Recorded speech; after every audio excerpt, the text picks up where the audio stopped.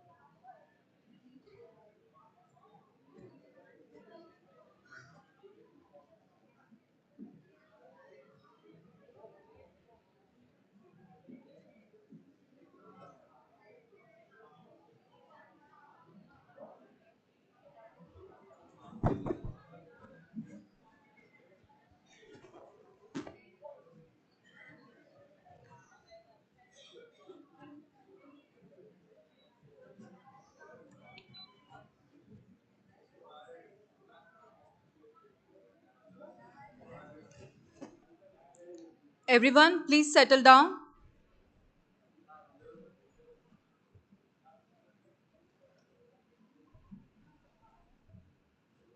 Thank you. Good afternoon, everyone. I, Arpana Raj from PGDM Batch 30, welcome you all to this much anticipated session. It is an absolute honor and privilege to welcome our esteemed guest today, Mr. Anand Iyer, a seasoned business leader with over 3 decades of experience across industries such as IT, healthcare, telecom, electronics, internet, and energy. Before we begin, I would like to extend a warm welcome to our esteemed Dean of Academics, Dr. Meena Rani Ma'am, and our respected faculty members. Your presence today truly enhances this session, and we deeply appreciate your continued guidance and support. Mr. Anand Iyer is currently the Chief Operating Officer at 5C Network Private Limited, a pioneering bed tech company specializing in AI driven radiology solutions. Throughout his career, he has played a significant role in scaling businesses both in startups and multinational corporations. Notably, he spearheaded the growth of the Indian operations of a multinational company from under $3 million to over $80 million in just 7 years, and later led Asia wide sales of $400 million. His strategic acumen and leadership have been instrumental in driving business expansion and investor success. As a PGDM graduate from IIM Bangalore and an executive coach, he is deeply passionate about mentoring startups and has guided over 250 entrepreneurs at NSR CEL IIM Bangalore. His expertise in value proposition, go to market strategies, and business leadership makes him a highly sought after mentor in the entrepreneurial ecosystem. We are privileged to have him here today to share his insights on business strategy, leadership, and scaling ventures successfully. I encourage everyone to engage actively and make the most of this opportunity. Without further ado, let us give a warm welcome to our esteemed guest, Mr. Anand Iyer.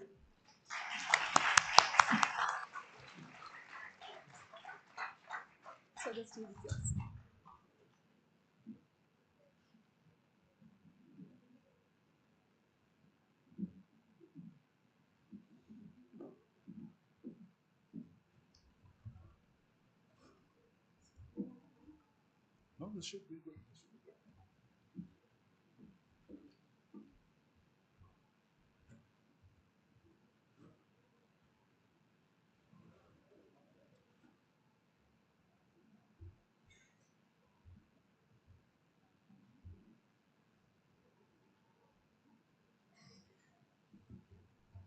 Good afternoon.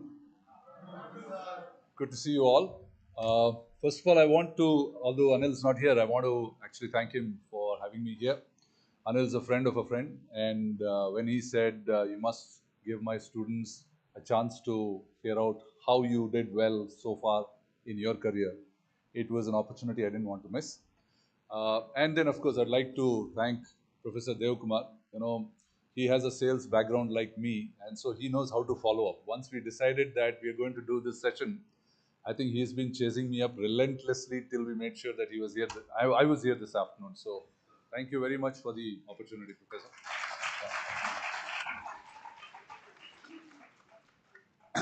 Before I launch on to what I want to say today, I just want to give you a bit of a background of why I'm doing this. I like to train. I mean, right from the last 25 years that I've been in my career, uh, I have trained a lot of people in my companies, the companies that I work for, the partners, the distributors. It's a passion. I like to train. I do think of training as being slightly different from teaching.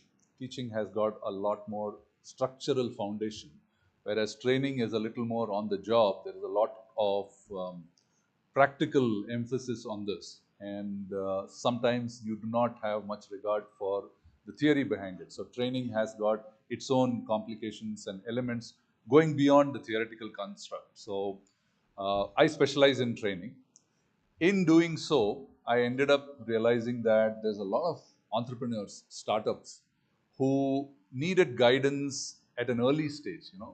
very successful startups we all see. We have seen people come on TV, so many videos that you can watch about successful entrepreneurs. For every one successful entrepreneur that we see, right, there are probably 99, maybe 999 who are not as successful. And many of them go through trials and tribulations. And sometimes some of them wish that they had got some better guidance at an early stage, right? This was something that I managed to get because people who were in a position to help me, guide me at an early age, were doing so. And so this is a way to pay back. I like to guide startups. I like to guide entrepreneurs. And in some of you, I see the potential for startups to come up. Hopefully, some of you will do something worthwhile, which we can sit back and look at and say, you know what, I did something to help these guys get a start. So that's the hope with which I would like to run this session. Professor Devakumar gave me a set of 10 questions that came from some of you. I must say I was truly impressed by some of those questions. I hope those are not chat GPT questions. But the quality of the questions were really, really nice. And it made me reflect. I'm a graduate of IIM Bangalore, as your coordinator just said.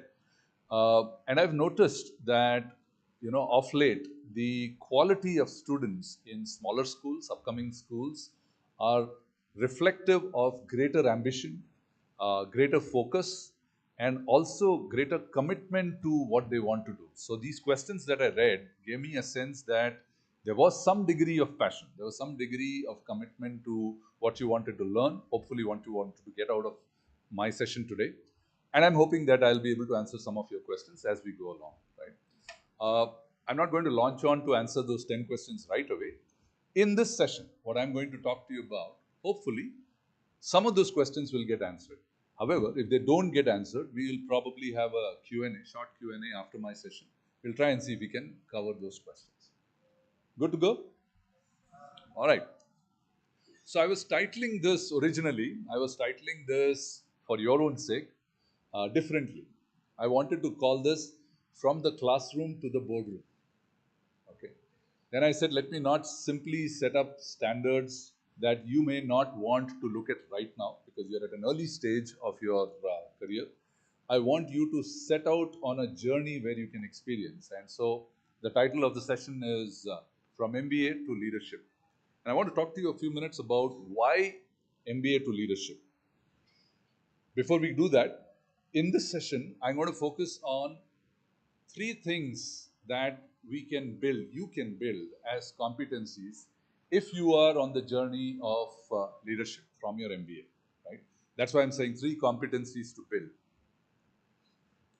Let's go back to how you qualified for your MBA, right? My own sense is that you must have written an entrance exam, correct? Right? Every one of you must have written it. Nobody must have gotten through a school like this without an entrance exam, right? So you wrote an entrance examination. That was easy, which means you had a target saying, I want to get through this entrance exam. And I have a definite set of things to do which will allow me to prepare reasonably well so that I qualify. Isn't that the way everybody prepares? Right? You have a set of things that you prepare for. And if you do well enough, maybe 90 percentile, 95 percentile, 96 percentile, you have the chance of getting into a school of this kind. That's the way you all would prepare, right? Mostly. Now, after this qualification is, so you qualified, came to XIME in Bangalore. After 2 years, what do you want to do? Qualify for another interview? Qualify for another job? Let's say you qualified for another job. And then 2 years later, what do you want to do? Qualify again for another job? This becomes an endless cycle. So at this stage, when you want to shake off that whole thought process of qualifying for something, what do you do? How do you shake it off? When you think of yourself as having transformed from being a student to something else. And just like you have other professions, like for example, when somebody does an MBBS program, at the end of the program, they do not qualify to become a doctor. They become a doctor. The program helps them transform from students of medicine to becoming a doctor. They transform into a doctor. So I want to ask you, what do you transform into at the end of 2 years here?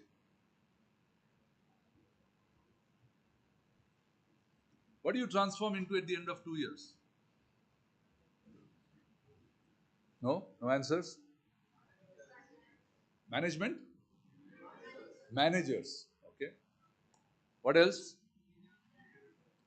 Leaders? Any other thoughts? Sorry? Consultants. Okay. That's an endangered species these days, consultants. So those who said leaders are probably closest to the truth. Okay. Imagine that at the end of 2 years, like a pupa becomes a butterfly. What's the nature of the butterfly that you become? You all become professional leaders. Yes, you become managers by title, but what is expected out of you is leadership, right? Professional leadership. You bring to the place that you go to work a caliber, something with training, something with amount of rigor that your brain is able to apply. That is professional leadership that you take to the work, to the workplace, whichever it might be. It could be, a choice of, job offers that you might get. It could be a startup that you want to do, whatever it might be. You might join a family business, but you go in as a trained leader, as a professional leader, because the whole purpose of getting an MBA degree is not to become a manager, is to become a leader. Okay. Now, why? Why am I saying this? In general, if you look at it, there are too many people who wear the title of manager. The person who actually does tech support in my company, his title is tech support manager. There are too many people who wear the title of manager because customers like to see managers. If you simply keep calling everybody rep, customer support rep, the customer feels that they're not qualified enough, they're not senior enough. But you add the name customer support manager, they seem to be automatically qualified enough. So I don't think you should really look at manager as the objective. The objective of the program is to really bring in something which is far more deeper, and that is leadership, which is sorely lacking in the world today.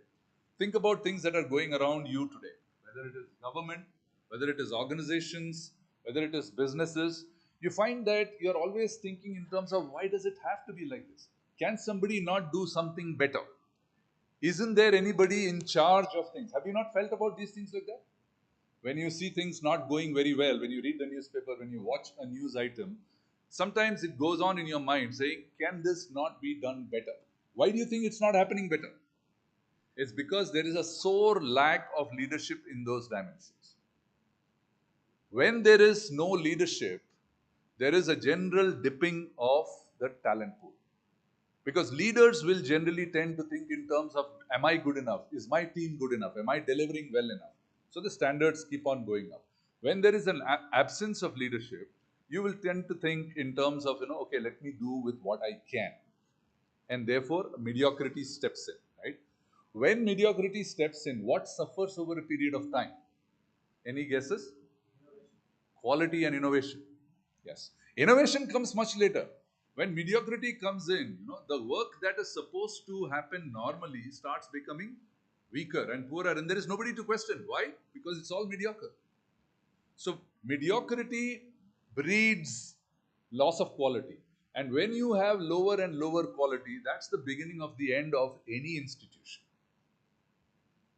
So Sumantra Ghoshal, there was a professor in INSEAD, he used to say that leaders have the responsibility to spin the top of strategy every 3 years. So, you must have seen, has anybody played the top, Lattu? Yeah? If you spin the top, after some time it becomes slow and then it stops spinning. Right? So what, as leaders, you have to do is to keep spinning it again so that the strategy keeps going, revolving faster and faster. Otherwise, it becomes mediocre, and over a period of time, just like the top topples over, the entire edifice of the organization that you're working for starts toppling over. I've seen it personally. I've seen organizations go from that high to that low because of mediocre leadership. I'm not saying that, tomorrow morning you just walk in and saying, I'm the leader, give me the role that I want to do. That's not the way it works. And I'll talk to you about how you can wear your leadership hat in the minutes to come. Right? So the flip side, I talked to you about lack of leadership, which causes mediocrity, which causes loss of quality. The other side is when there is leadership, what happens? The leaders raise the bar.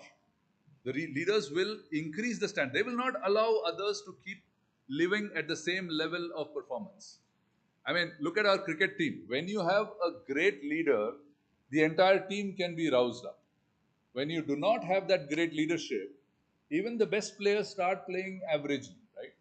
So that leadership thought process comes in when there is that leadership DNA or there's a leadership gene among the leaders, right? They increase the standards. They are restless. They don't want to be happy with what is there available with them. They prevent the decline and they foster their excellence, right? So they bring in clarity, they bring in purpose, there is willpower to do things, there is a clear sense of imagination and resourcefulness. So leadership has got a whole bunch of things that get associated with the person who brings it in, right? Now the question that you might have in your mind is, am I capable? Am I truly capable of being a leader? Right? I can safely tell you that if you bring in those three competencies that I'm going to talk to you about, you don't need to worry about things like clarity, purpose, will, etc., because those things will keep coming as a part, as a natural part of your thought process. So today, what are the major concerns for leadership? Because, for example, if you are, some of you might graduate in HR with an emphasis in HR, some of you might graduate with an emphasis maybe in IT, some of you might graduate with an emphasis in marketing. So each of you might be thinking that, I need to have a deep domain knowledge when I get into the job. It's probably less to do with domain and more to do with three universal things that organizations struggle with. One is people. Leaders are there only when they are leading people. Leaders cannot lead things. Leaders can lead people. When you have leaders, there will be, when you are a leader, there will be followers. So if you have to have followers, you need to have a thought process around people. So the fundamental thing that you need to think about yourself, in terms of whether you have it in you as a leader, is to start questioning about what is the people strategy? What is the people mindset that I have? How do I deal with the people that need to be there to execute things? The second is technology. Every company is going through, no, I'll manage it over here. If anybody can't hear me, just raise your hand. I'll go back to the mic. The second thing that universally leaders need to deal with is the advent of technology. Right? Technology is not for CTOs alone. Technology is not for CIOs alone.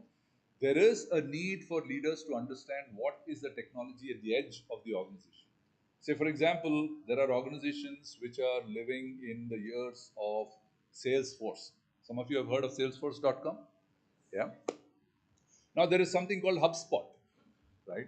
HubSpot is a little more new age, little faster, etc. Some of you probably have used Zoho, a freer, a lower cost version of all of that, right? Just to give you an example, this is not something that CTOs can make a decision on, right? The decision has to be made by leaders based on, can they afford this kind of technology? What is the purpose of using that technology? What is the enablement they need to get from the technologies that we have? Like, for example, I will give you my own example. About 2 years back, we had about 30 odd salespeople who were using Salesforce. We had gotten a license of Salesforce. I can't understand for the life of me why we went for such an expensive solution. And the field sales force was gaming us. They were simply filling in rubbish information into their records.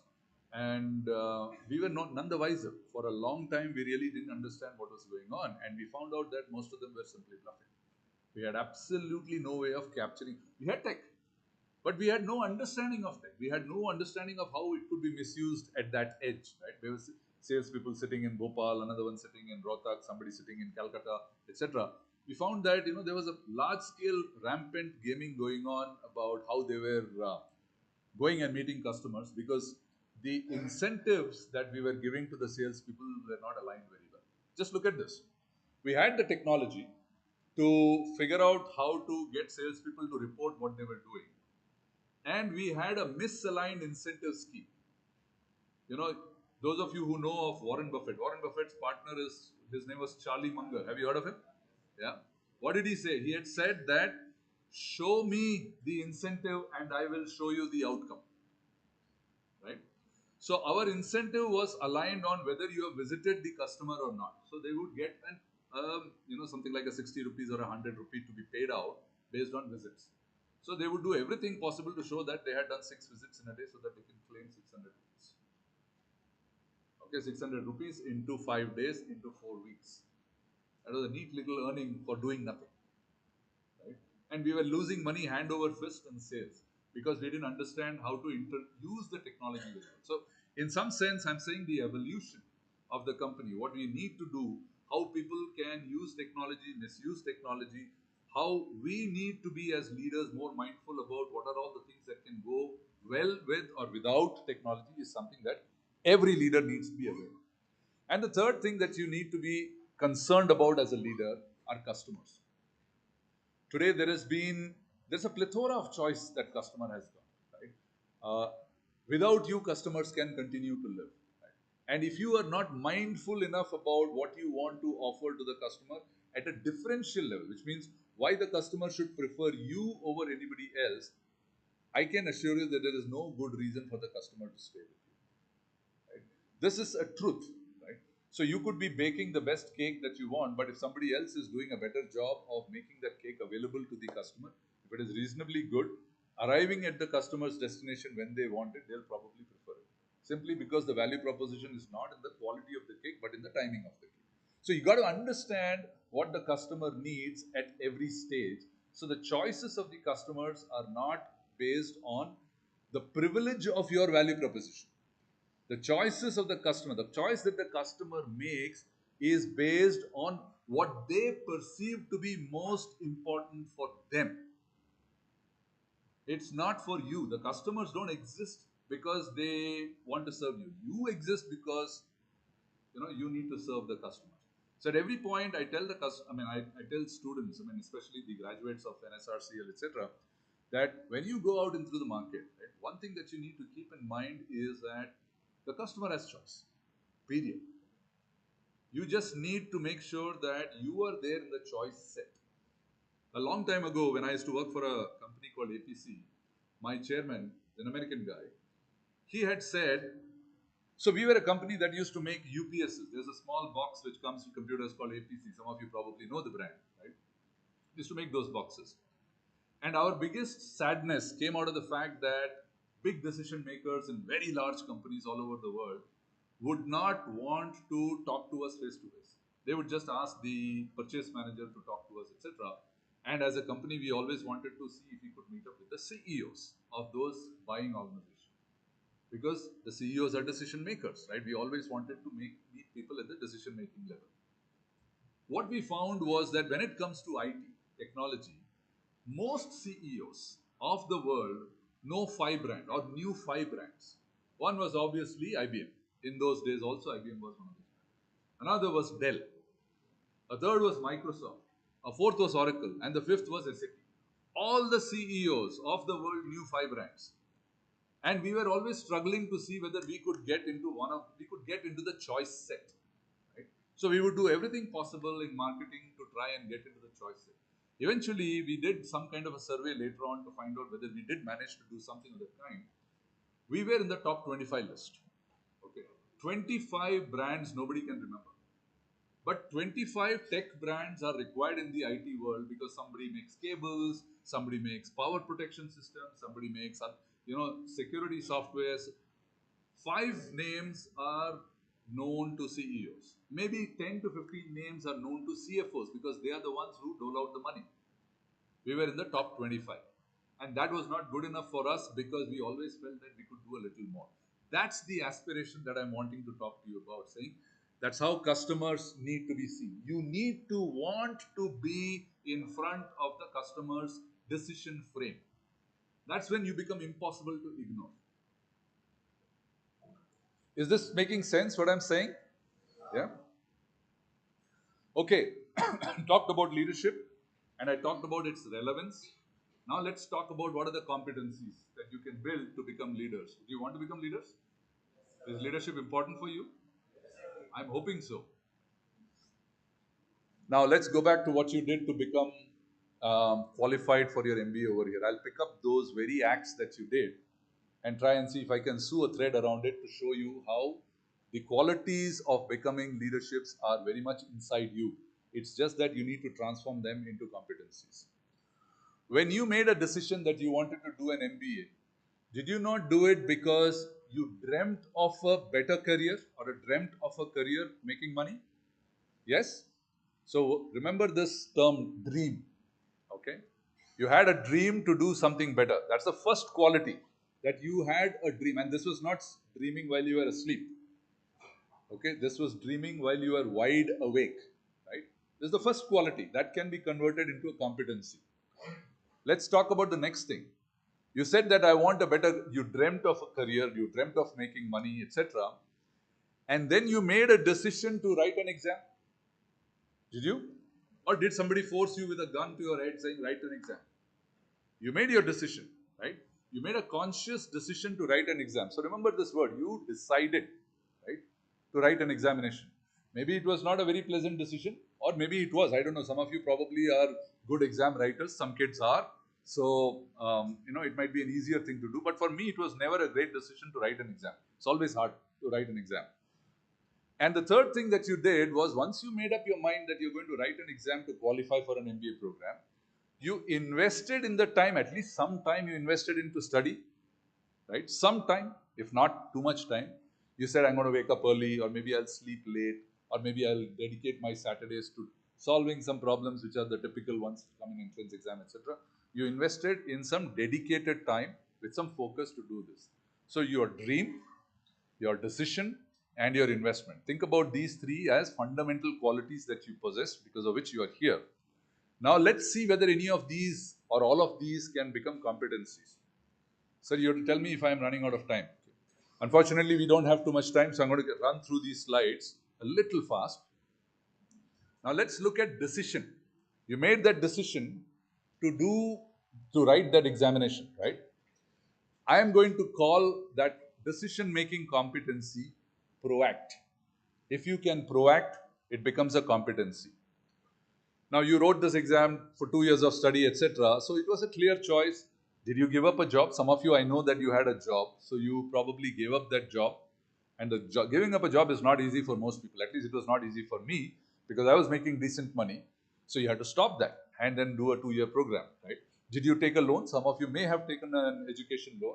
And then the question is, oh my God, is it 20 lakhs? Is it 10 lakhs, 15 lakhs? Will I be able to pay it back? Or you borrow it from friends, family, etc. And you have this burden saying, I hope I can pay it back quickly enough, right? So these are the reasons by which I would say the decision became difficult. When you become a leader, if you are able to make these decisions, difficult decisions, over and over and over again, then you are proactive. Okay? So the competency of making difficult decisions is what I am calling proact. Most people do not want to make difficult decisions. So what happens when they are faced with a difficult decision? They just walk away from it. This happens in organizations all the time. So there is a status quo. People don't want to be seen as rocking the boat. Many times organizations don't make good decisions because difficult decisions are difficult, right? Let me give you an example of a difficult decision. Times are tough. The contract that you had with one of your biggest customer got terminated overnight. And there are 600 people on the bench. And you will run into trouble with your P&L if you keep those 600 people for more than 10 days. What do you have to do? You are the project leader. You are the business leader.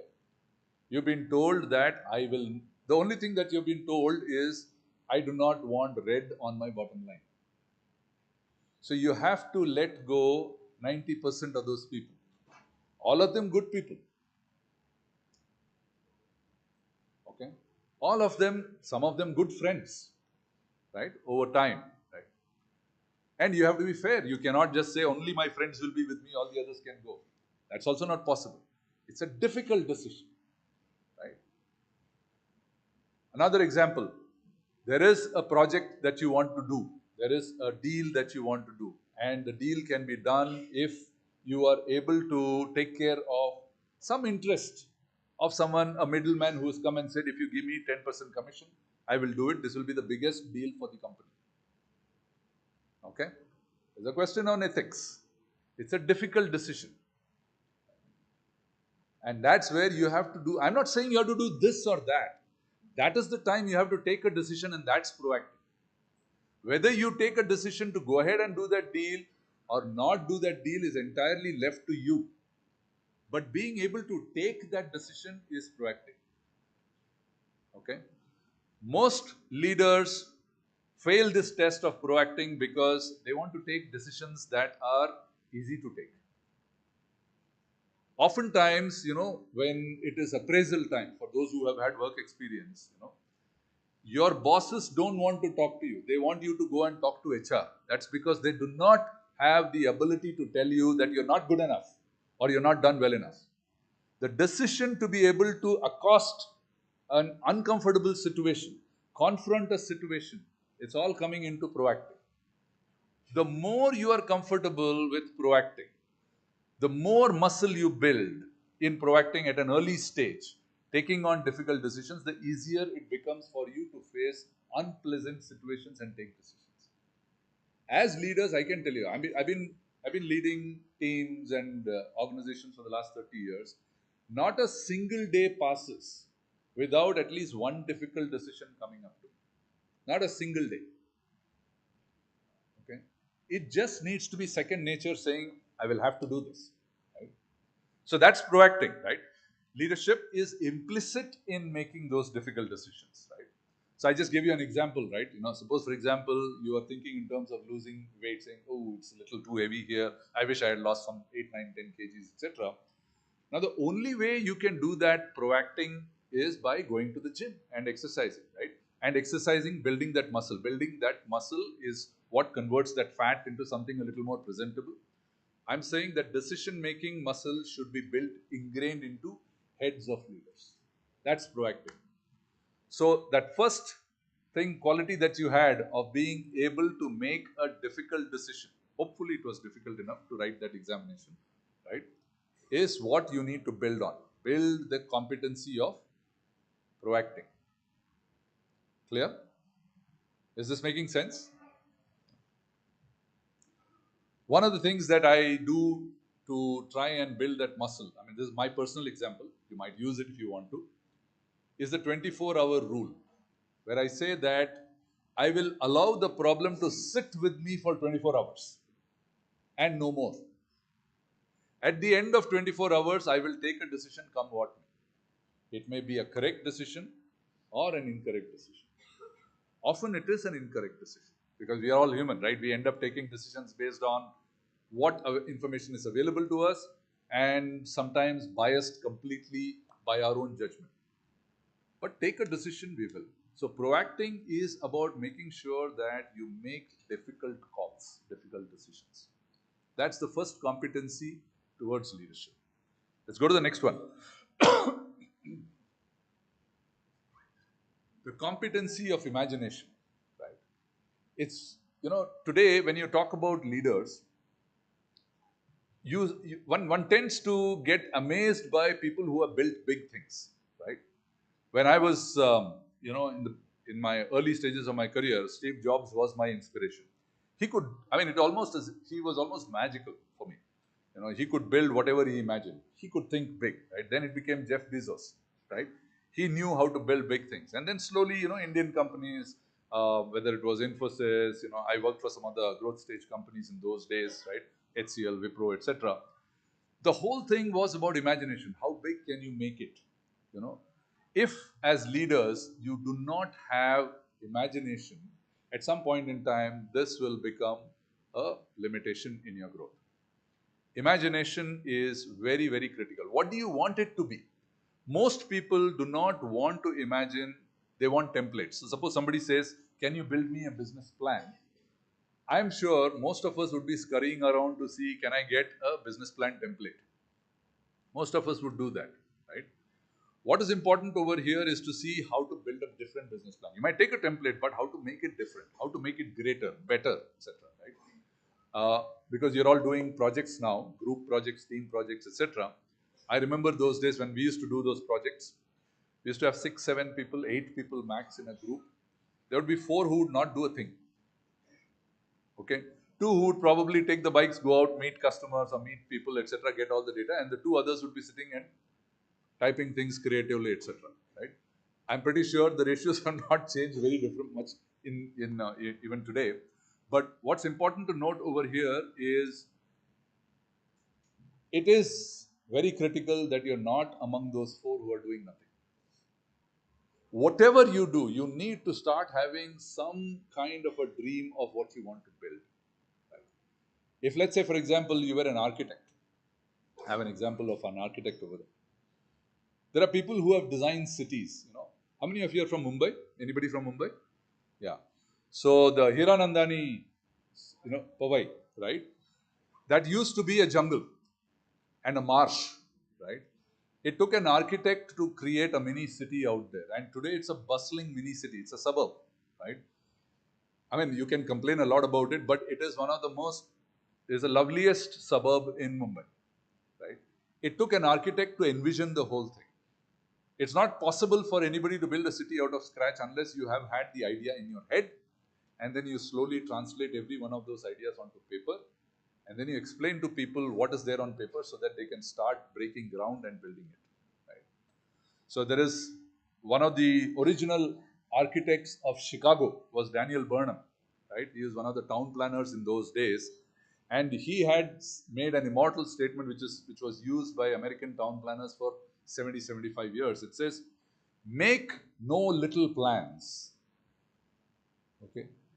So that's how you should start thinking of make no little plans, for they themselves might never be realized, and they have no magic to stir men's blood. Okay. So this is an architect. Okay, and people start using that to state phenomenal policy, thought processes. So even with you, I see some of you as the Daniel Burnhams of the future. Your vision to make something very big is extremely critical to become good leaders. Now, how am I relating this to your qualification to the MBA? You dreamt of making more money. You dreamt of having a better job. You dreamt of a better future for your family. You didn't know how, but you said that, if I do an MBA program, I am going to find myself in a better job. I will probably qualify to do something better than what I'm doing.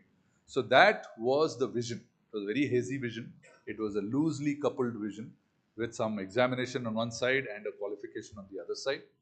But at least it gave you a starting point to move from doing nothing to writing an examination to get to there, right? So this whole quality that you have saying, I have a vision, I have a dream for myself, which is to do better than what I am doing today, needs to be honed, can be honed to become a competency which we call envision, right? So just like an architect, you need to have big picture thinking. We've probably heard of this term, big picture thinking, right? In some ways, it's about wanting to solve big visible problems. In 1994, when I was, I had just joined GE Medical Systems, I went to the HR head and I asked him, how can I be successful at GE Medical Systems? And he said, I will just give you one line of advice, and that is, do the big visible things. Solve the big visible problems. For the small, insignificant problems can solve by themselves. Okay, so take big problems, look at solving big problems, because that's what people want to solve, right? Sometimes we get caught up in minutiae and we say that, how about, doing this, writing the paragraph correctly, etc. No, think about a much bigger problem and then start looking at how it will look. Imagine if you were an architect, how would you build your city? That's the way to really think in terms of big picture. One of the things for budding entrepreneurs is that venture capitalists like to see big picture thinking among the startups. So they say that if your MVP, minimum viable product, is only made for serving, let's say, a target market of, say, 10,000 people, 20,000 people, you do not have a very good idea of what could be a global target market, they may not be interested in funding. Why do they keep funding companies which have got a much bigger TG? Because the vision is very, very big. So if your TG, if your market, if your value proposition is likely to hit millions of customers over a period of time, the chances of them becoming attractive from an investment standpoint become that much more attractive, and that's the truth.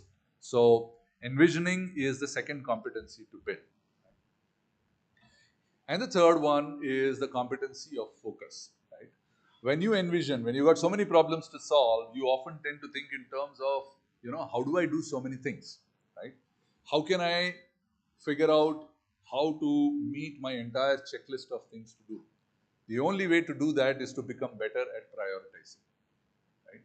You have a definite number of hours in a day, and that's the truth, because you have, I mean, if you were to go by Narayan Murthy, you have 70 hours. If you were to go by Subramaniam, you've got 90 hours, right? Whatever, be your choice of number of hours, right?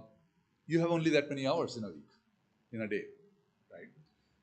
If you were to pack those hours with only priorities and nothing else, you will be enormously successful. Now, what is the meaning of priorities, right?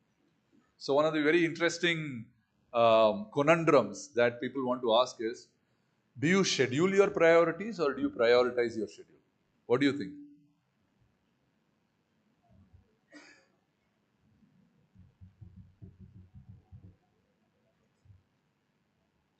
In my mind, I would schedule my priorities. Okay? Because if I have a schedule, which is like 200 line items, I'll never be able to prioritize. So I should have only priorities. If I got 5 priorities, then I can take up those 5 one after the other on the basis of decreasing order of importance. Okay? So I will always schedule my priorities. I will disregard everything else. And that's the way leaders think. They do not take up things that do not make it to their priorities. Even today, even as MBA students, you could practice prioritization by saying, is this the most important thing to do right now? 2 questions to prioritize. I've got it over here. Is this the most important thing to do now? And if it is not, why am I doing it? Right? And the second, if there is nothing very important that you're doing right now, if you are not really doing the most important thing right now, then the question to ask is, what is the best use of my time right now? Is this the best use of my time? This is a very simple way of checking whether you are on priority or not. And after 30 plus years of work, I can tell you my calendar is still full of things that yet to be done. Priorities do not end. Something or the other will come up for leaders. If you truly exhibit leadership characteristics, right, there'll be people who will want you as part of their team. They will want you to be involved. You will have enough on your list. But then the question that you need to ask is, how much of it is schedule? How much of it is priority? If you can prioritize well, right, you are on your way to success. So, in this regard, those of you who haven't read Kavi, the 7 Habits of Highly Effective People, I would recommend a read. In that third habit, put first things first, he talks about the time management matrix, right? So, in the matrix 2 by 2, he's got 4 quadrants. Quadrant 1 is important and urgent things to do, right? Quadrant 2 is important, not urgent.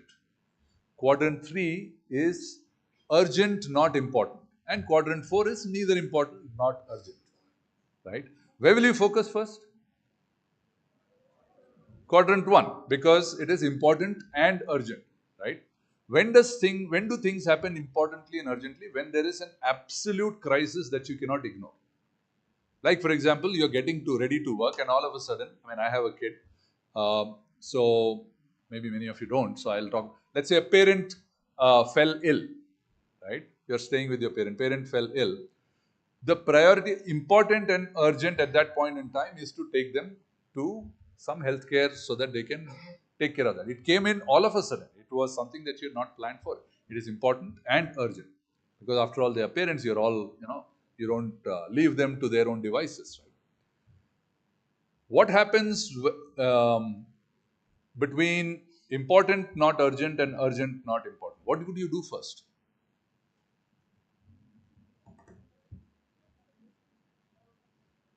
You'll do urgent, not important? I would advocate that you never do that. I would advocate that you do important, not urgent. Okay? Urgent, not important is none of your business.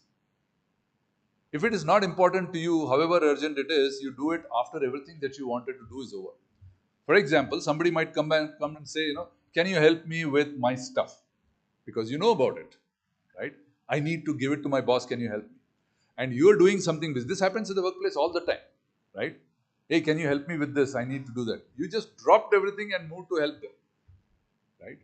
And this often happens among friends. This often happens among, co-workers. This happens without you thinking, right? This is a waste of your time because you have only that many hours, 70, 90, whatever hours, right? It is with you, right? So I would advocate that you do important, not urgent, because that can come to bite you. A lot of planning activities that you do, saying that next month I need to file for my IP so that I can defend that intellectual property at the right place, get my certification, etc. These are all things that don't happen overnight. Now, if it is next month, then you need to start putting a calendar backwards, saying that if I have to do next month, what do I have to do regarding it next week and the week before that and the week before that and now.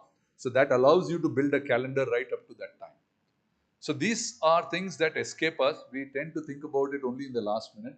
And in the working space, among co-workers, you will find that nobody is interested in doing things for you. You have to do your own thing, and the more effective you are about doing your own things, people want to join your bandwagon. And that means you have become truly leaders, right? So let me summarize this now. You're training to become professional leaders. Professional leaders, not accidental leaders, not situational leaders. Okay? Accidental leaders are people who probably get to become leaders because of family or whatever, and they may not have trained for it. Situational leaders are ones who suddenly come up, they just turn up. Let's say, for example, you're in a traffic jam, nothing is moving, somebody jumps off his car or, and then starts directing traffic so that, the whole thing, clears up very, very quickly. Those are all situational leaders. They're not trained to do traffic, but they're situational leaders, right? You also might be situational leaders at times.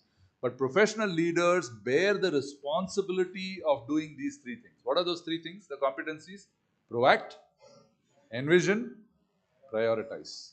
How do you remember this? Give yourself a pep talk every time you're thinking in terms of, how do I do now? I'm stuck right now. How do I become a leader? Check whether you are proacting, check whether you are envisioning, check whether you are prioritizing. If you're doing any one of these things, I can assure you that if I find that there is an opportunity to get you on my team, I will. Because that's how leaders are bred, that's how leaders are born. Thank you very much. I'm happy to answer questions.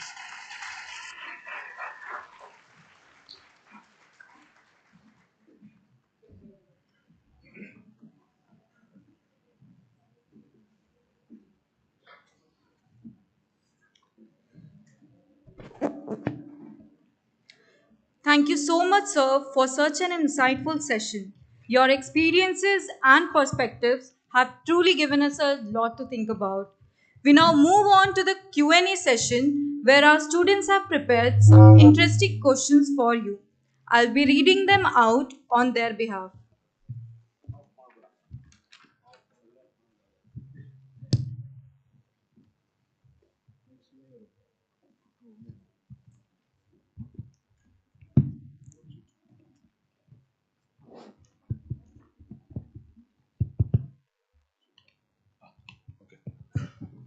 Check.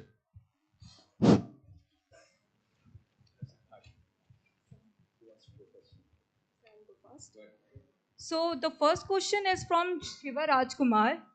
What frameworks or the methodologies do you rely on for effective decision making, and how can MBA graduates develop a structured approach to strategic thinking? So I think I've fair and square answered that question. Proact, envision, and prioritize. That's my framework. I've used that. For a long time, I've been a student of Stephen Covey. I've met him. I've learned from him directly. I follow him crazily. I mean, he is one of my favorite gurus in management. And I've summarized that, I've shortened the 7 habits into 3 very important ones that actually make a difference to me. And that's what I have actually told you today. So I proact, I take difficult decisions. It comes as second nature to me. I envision solutions to problems. I don't leave it for others to envision solutions for me. I envision the solutions and recruit people to work with me so that, they see this as part of it, they contribute to it, they make the vision better. most people want to join someone who's actually ahead. So if I'm able to envision well, I'm able to recruit people who are part of my vision, who want to be building on top of that, and I prioritize reasonably well. So these are the three things that help me. It's a structured framework, if that's what you want to know. Thank you so much for the answer, sir. The next question. What key challenges do professionals face when transitioning from functional expertise to general management? And how can they prepare for this shift? This question is from Yash. So most individual contributors, when they get into a leadership role, there is often a crisis that happens because there are some stated and unstated expectations, right? I mean, unstated expectations mostly. In general, it is expected that somebody who's at the top of their individual contribution capability, they can naturally become leaders. Okay, it may not always be the case, right? So there is this uh, the question that comes to people's mind on how do you move into a leadership role. What I often tell people, and I have trained many on this, is to say that while you might have to have all the soft skills like being able to work with people, communicate better, etc., that you can do even as an individual contributor. I look at it like this. I have a framework which I called PRIM, PRIM, right? You need to manage processes. P stands for processes. You need to be able to manage resources. You need to be able to manage innovation. And you need to be able to manage metrics. These are the four things that any leader needs to have, right? So there'll be goals. Every leader will need to be achieving some goals. Aligned with those goals, you need to see who's managing, what processes do you have to achieve those goals. Do you have resources? Have you lined up resources to manage those goals? Because you can't be doing it all by yourself. The goals are so big, no individual can contribute to it, right? Then this question of innovation and initiative. Who's taking initiative? What problems are you solving? Is there a plan to solve specific problems, right? That's how you figure out whether you're getting closer to the goals. And then the metrics. A lot of people do not know how to apply metrics to their work. Whether we are making progress, whether we have the numbers that tell us whether we are on the job or have we achieved enough or we are lagging behind. People get afraid of numbers. So metrics are something that not too many people are comfortable with. I always advocate that it is probably the best thing that you can do as leaders is to put processes and metrics in place for any goals that you might have as leaders. And then look at which are the resources that you've got. Do you have sufficient resources or no? And do you have the initiatives in place that will help you accomplish those goals? That's the framework that I would use. Thank you, sir. So, what a great answer. So, the next question, Anupam Jena asks, what role does emotional intelligence play in leadership and how can one develop it? As leaders, you are naturally going to be wielding your emotional intelligence more than anything else, right? When I say proact, right, proact is nothing but an expression of your emotional intelligence. When you are able to take difficult decisions, right? After all, how do you make a difficult decision, right? You are taking into cognizance all the emotions that flow into your head, right? From your heart to your head, saying, is this something that I'm comfortable with? Am I doing the right thing? So the moment you follow these methods, right, where you're saying that I'm building a competency of proacting, right, you're naturally becoming more and more emotionally intelligent. Emotional intelligence often is considered to be slightly, um, you know, weaker dimension of um, professional capability, leadership capability. Actually, it's not. You have to be emotionally very, very strong to be able to reflect your decisions, to be able to carry forward your decisions, right? So, when you proact, I think you are essentially strengthening your ability to be emotionally intelligent. Okay, sir. The next question is, how should future leaders integrate technology into decision making and operations? And what specific skill sets will be indispensable in the coming decade? This question is from Shira. So, technology is, as I was saying, one of the key concerns of leaders today. So, people, technology, and customer choice are the three major concerns all leaders should have. Uh, you have to be on the forefront of what is going on. Today, what's the flavor of the day? Today, everybody's talking about AI. large language models. And what is happening because of that? A lot of jobs are getting disrupted. Front-end sales jobs are gone, customer support jobs are gone, L1 tech support jobs are gone. So many of these changes, right? Expertise in content creation has begun to vanish. Right? Things have changed, right? To be on top of those, to be able to understand what is going on at a larger level, that is more important for a leader at the, who is looking at all of it than to know the technology itself. There are plenty of people who know technology. There are architects, there are engineers, CTOs, CIOs, they know the technology. But they do not know how to decide on what is important for the organization from that context. So as a leader, you need to know what does it mean for your organization. Say for example, if yours is a very customer facing business or a retail customer facing business, how are you going to make sure that you compete better with somebody else who is adopting technology? You have to adopt technology, right? So you'll have to figure out what's the best use of the best way to deploy the technology as quickly as possible. Can you do that yourself? You can't learn how to do the technology, but you should be willing to experiment. You should be able to do quick trials, put projects together so that you are able to see pilot projects to see whether things are being delivered quickly, and based on that, scale up what works. If it doesn't work, throw it away, try out something else. That is how leadership should work. You have to pilot quickly and discard what doesn't work, scale what works. That's what I would advocate to leaders when it comes to technology. Thank you, sir. Great answer, sir. So, Apayan Bishal asked, in this AI era, what leadership style should a manager opt for? Leadership style, in my view, won't change so much. It's a question of what jobs you would want AI to do for you, right? You'll still have people, leaders will still have people who are working with them, right? Then it's a question of reprioritizing what everybody does. So you'll probably have some reskilling. You'll probably have some people who may have to be brought in to do newer things. You have to very quickly find out what are the skills that you want to put in place so that you get the maximum out of those people. So earlier, maybe 100 people could do the job. Maybe now you can get the job done by 20 people, right?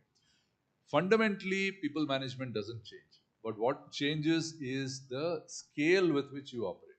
Today, a lot of things that were done with thousands of people can be done with 50 people, 60 people, 100 people right now.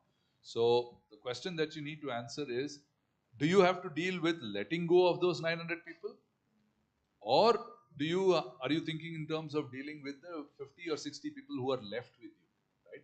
Both are equally important. Those who have to move on, right?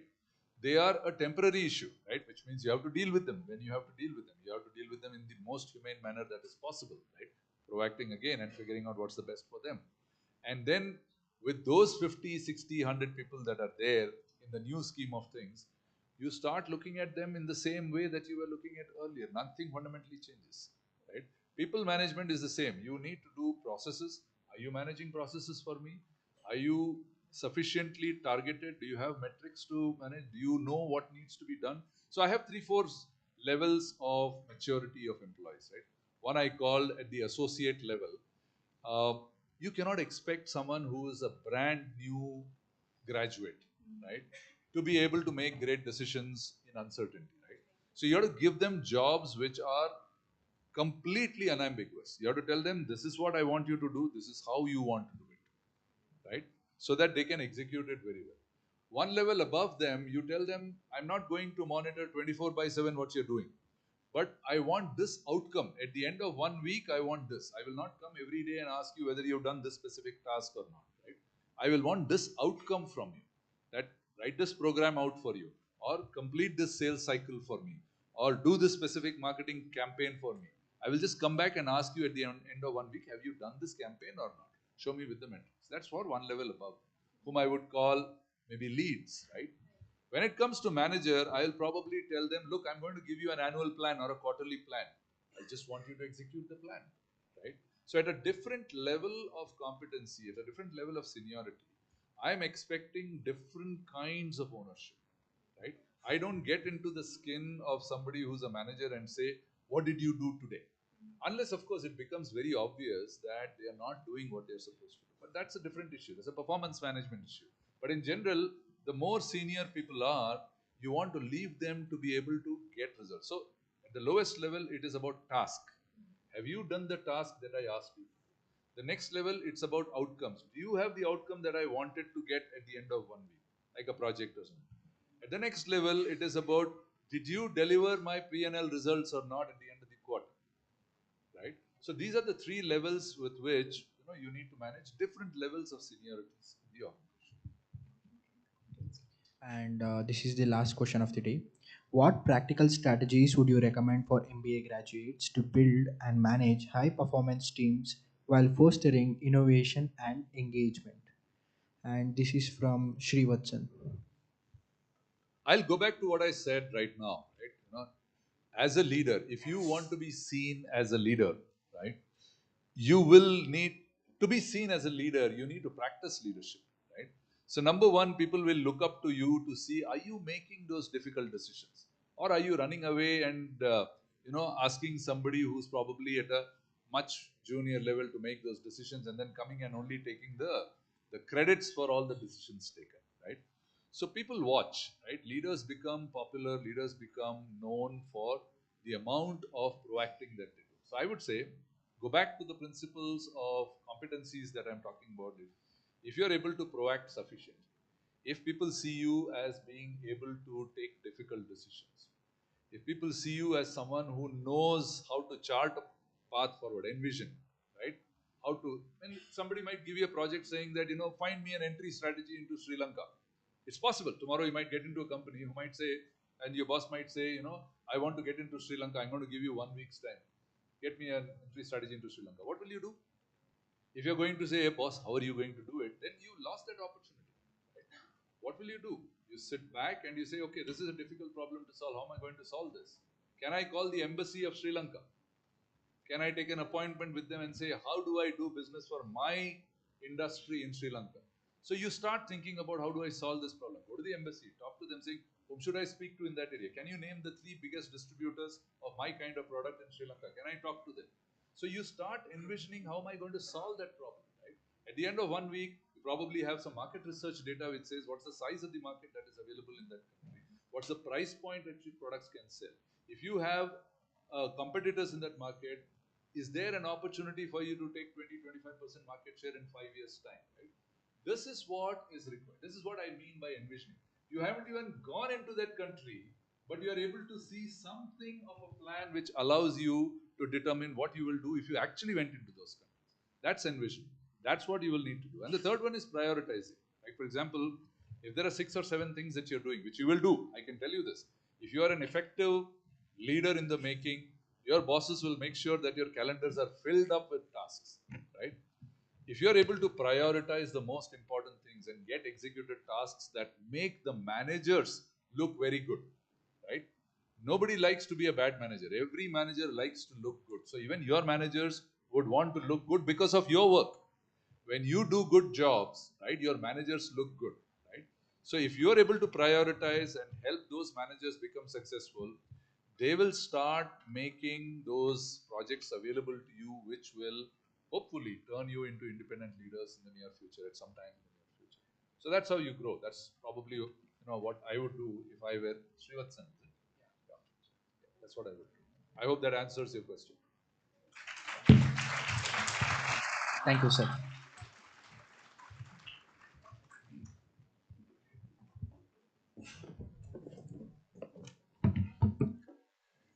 Thank you, sir, for patiently answering all our questions and for sharing such valuable insights with us.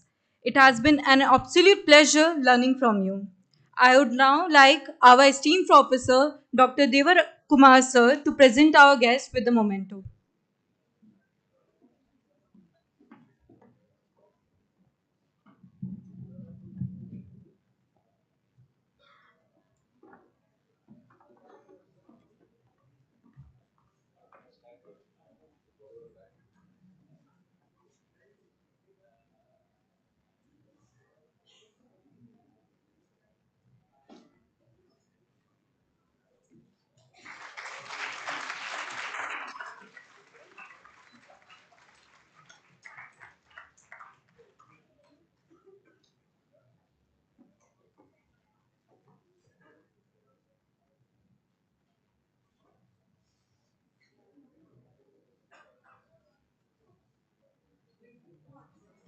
Thank you, everybody.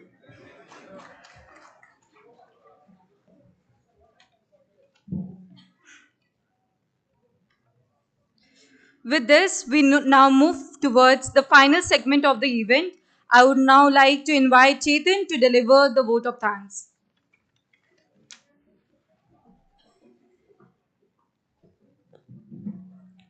Good evening, everyone. It is an honor and privilege to propose the vote of thanks for today's insightful and enriching session. On the behalf of everyone present here, I, Chetan P., extend our deepest gratitude to those who made this event possible. Firstly, our heartfelt appreciation goes to Professor J. Philip, founder and chairman of XIME Bangalore, whose vision and dedication have laid the strong foundation for this esteemed institute. I would also like to express our sincere thanks to Professor Anil J. Philip, President of XIME Society, for his unwavering support in fostering an environment of learning, growth, and innovation. A special and profound thanks to our distinguished speaker, Mr. Anand Iyer. Sir, your presence and words have left a lasting impact, and we truly appreciate the time and wisdom you have shared with us. We extend our sincere gratitude to Dr. Roshni James, our director, for her leadership, encouragement that continue to shape our academic journey. A special note of appreciation to the Dean of Academics, Dr. Meena Rani, for her guidance and leadership, which are, which are instrumental in shaping our learning experiences. I would also like to extend our sincere thanks to our dedicated faculty, Professor Dr. Devakumar, for his unwavering support and coordination in making this event a success.